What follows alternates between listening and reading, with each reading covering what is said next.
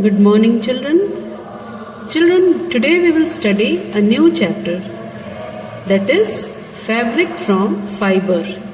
And this chapter is included in your second term. And this chapter is chapter number 14. Chapter number 14 of your textbook.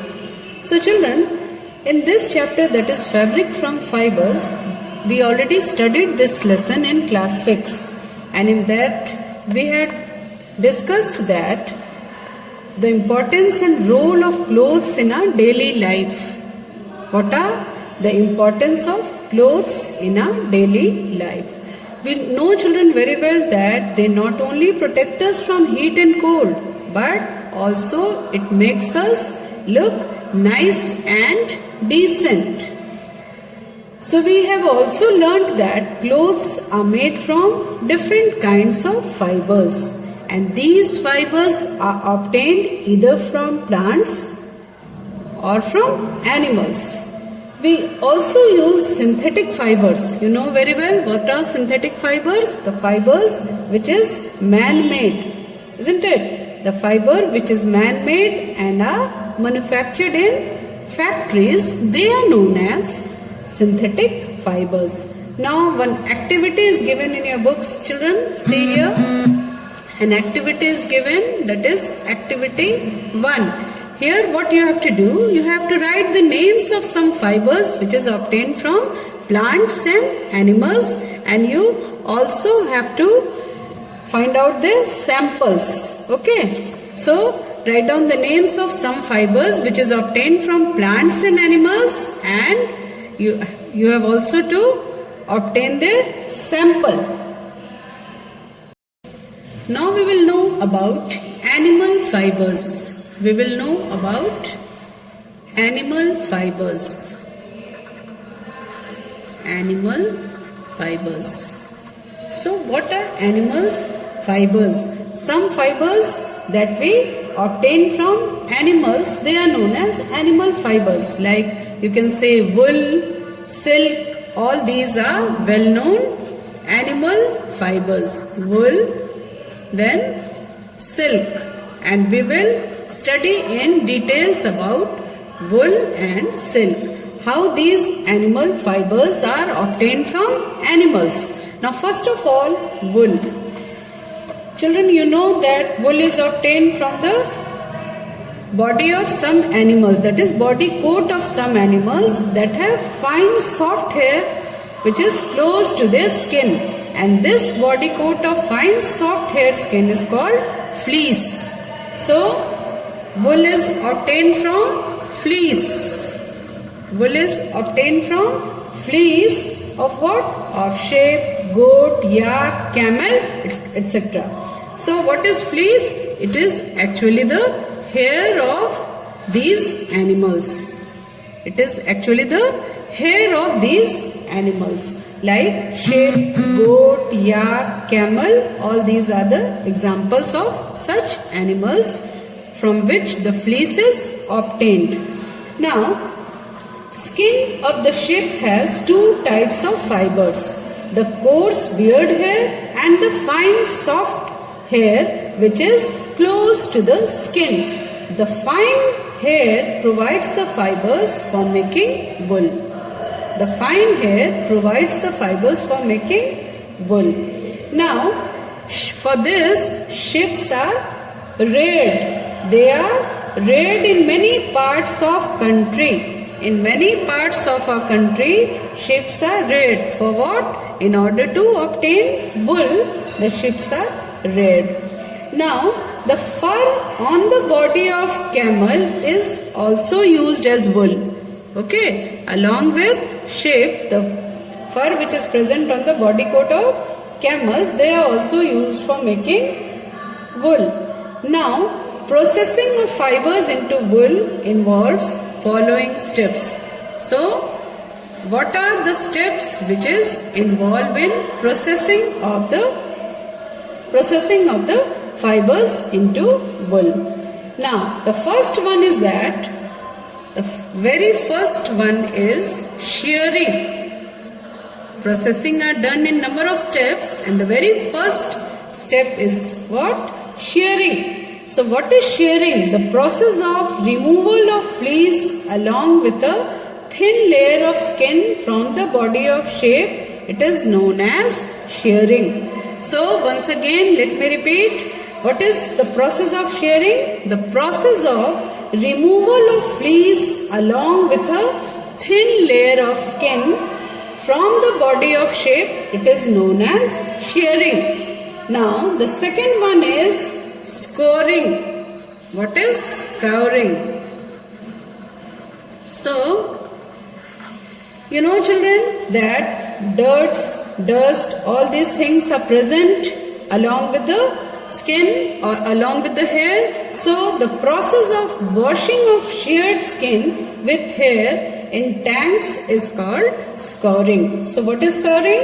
It is the process of washing of sheared skin with hair in tanks. So then comes the third step. The third step is what? It is sorting.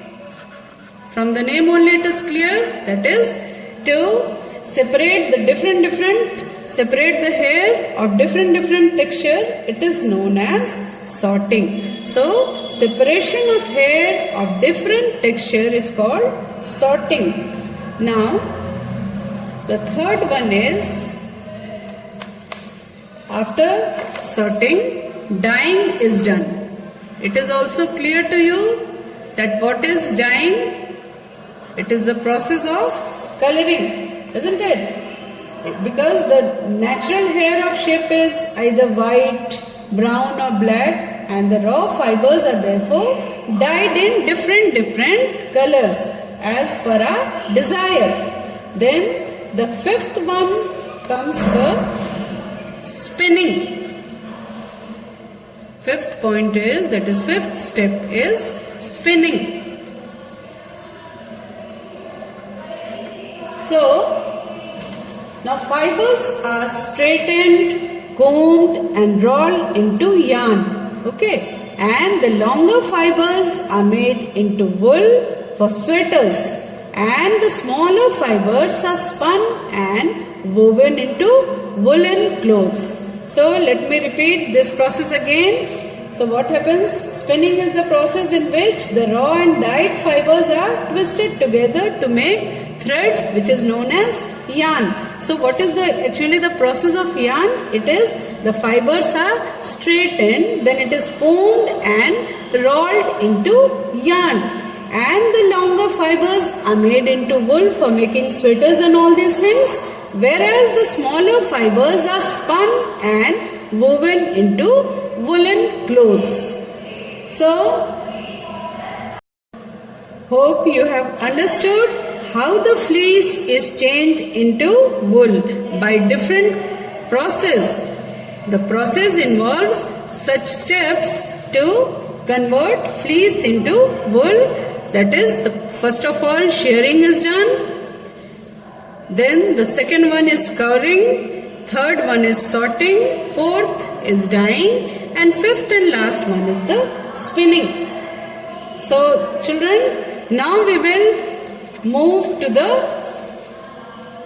next one, that is wool is completed, that is animal fibers. We have to study wool and silk. Wool already we have done now. Now it's time to learn about silk. How to obtain silk from the different animals. The silk yarn is obtained from the cocoon of the silk moth, which is obtained from cocoon of the silk moth.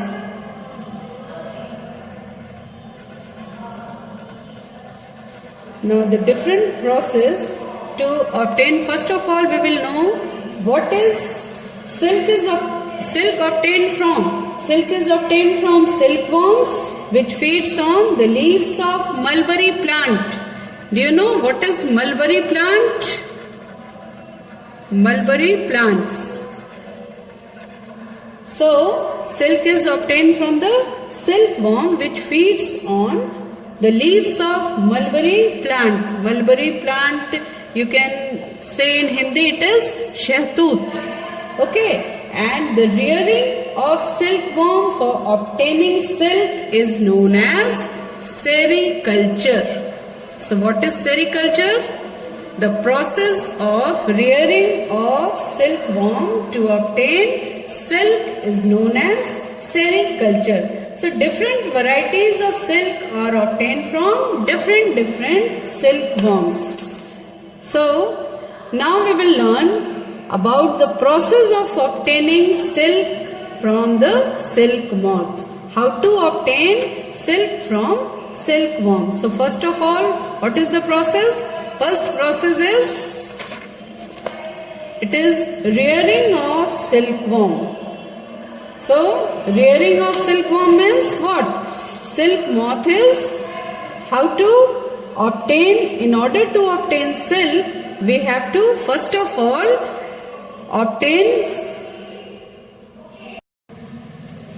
how to obtain silk from silk moth. Okay, we will learn here how we will obtain silk from silk moth.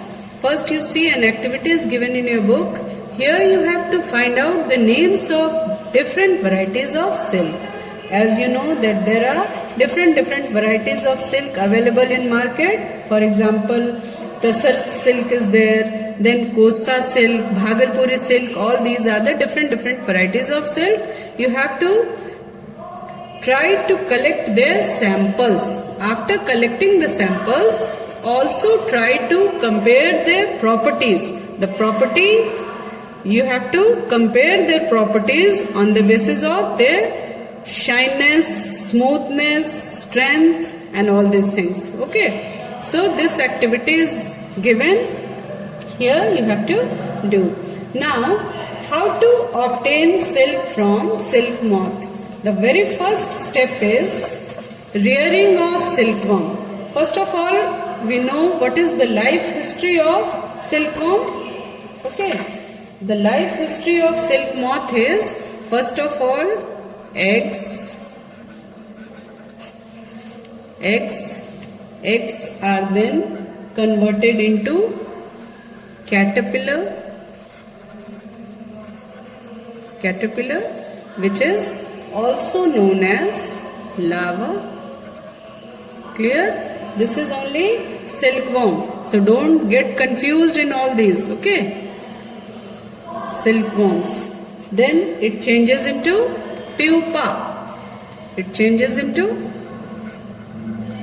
pupa. After that, again from pupa into silk moth,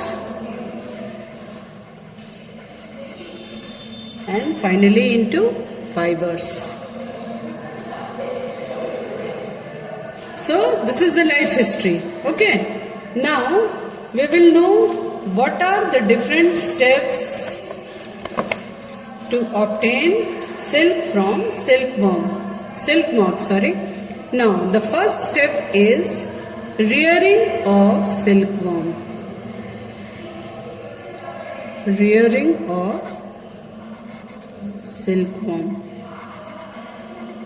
So what is rearing of silkworm? As you know, children, that silk moth is a large white insect. A female silk moth lays about hundreds of eggs which are stored at a suitable temperature. So at a time, 100 of eggs are laid by the female silk moth and this is stored at suitable temperature. These eggs then hatch to produce larva, okay, which is also known as caterpillar as well as silkworms. So clear now? The egg hatches into caterpillar, which is only known as larvae or silkworms. So these larvae are kept in clean boxes where they feed on fresh mulberry leaves for about 25 to 30 days and then it grows in size. So larvae are kept in clean boxes and this clean box and where they feed on fresh mulberry leaves. What is mulberry leaves? You know, in Hindi it is known as shahtoot. So these are kept in clean boxes where they feed on fresh mulberry leaves for about 25 to 30 days, and they grow in size also there. Okay, then what happens? The caterpillar secretes a liquid. Caterpillar secretes a liquid, and this liquid, when comes in contact with air, changes into fine thread. So caterpillar secretes what? A kind of liquid. When this liquid comes in contact with air, then it hardens and it changes into fine thread. So, and this thread is made up of protein. This thread is made up of protein. So a time will come when the caterpillar will totally be covered with this fine thread, isn't it? It will secrete, as it is secreting a liquid around itself, and the liquid, when comes in contact with air, changes into fine thread which is made up of protein. So what will happen? A time will come when the caterpillar will totally be covered with this fine thread. So this covering of caterpillar with the help of fine thread, this structure is known as cocoon. So very important. What is cocoon? The caterpillar, when totally covered with fine thread made up of protein, then the structure is known as cocoon. And what happens? The silkworm develops into a silk moth inside this cocoon only. The silkworm develops into, see here, the silkworm develops into a silk moth inside this cocoon. So then the second step is reeling. After rearing, all these which I taught you just now, which I discussed just now, comes under rearing of silkworm. Then the second step is reeling. So what is reeling? The cocoons are collected and exposed to steam. The cocoons from here, as you know, how the cocoon is formed. After the formation of cocoons, the cocoons are collected and it is reacted or exposed with steam. After this, what happens? The silk fiber then separates out from the cocoon. So here you see, this is the structure of cocoon in which silk moth is there, silkworm is there developing inside the cocoon, and after exposing it with steam, what happens? The fiber gets separated from the cocoon, and this process is known as reeling. After that, what happens? These fiber, that is step 3, these fibers are then collected and dyed in different colors. The fibers which are separated from the cocoon are treated in dyeing. So what happens? The fibers are then dyed in different colors, and the fourth step and the last step is spinning and weaving. So it is obvious that when the fibers are obtained in different colors, finally it will be changed into threads, and these silk fibers are then spun into threads and which are woven into silk cloth, woven by the weavers. The weavers the fibers are supposed to be woven with the help of weavers, and then what happens? The threads are converted into silk cloth. So in this way you see how with the help of different steps, that is, first of all, you know what is the life history of silk moth, how the egg, from egg egg is changed into caterpillar, then it is only known as larvae or silkworm, then silkworms are changed into pupa, then silk moth, and finally into fibers. And how it is done? In various steps. The very first step is rearing of silkworms. Then the second one is reeling. Third is dyeing. Fourth one is spinning. And finally the thread are woven by the weavers into silk cloth. And finally the silk cloth is, in this way it is made. So now China ranks first in the world in silk production, and India is also leading producer of wide varieties of silk. So China is on number 1, isn't it? China is on number 1 in the production of silk, and India is also just a leading producer of wide varieties of silk. So that's all for today, children. The chapter is small and it has been totally completed now. We learned how the wool is obtained from different animals, how the silk is obtained from silk moth, isn't it? Now you note down your today's homework. You just write down the keywords of the chapter. That is, keywords of the chapter Fabric from Fibers, page number 217. Okay, so that's all for today, children. Okay.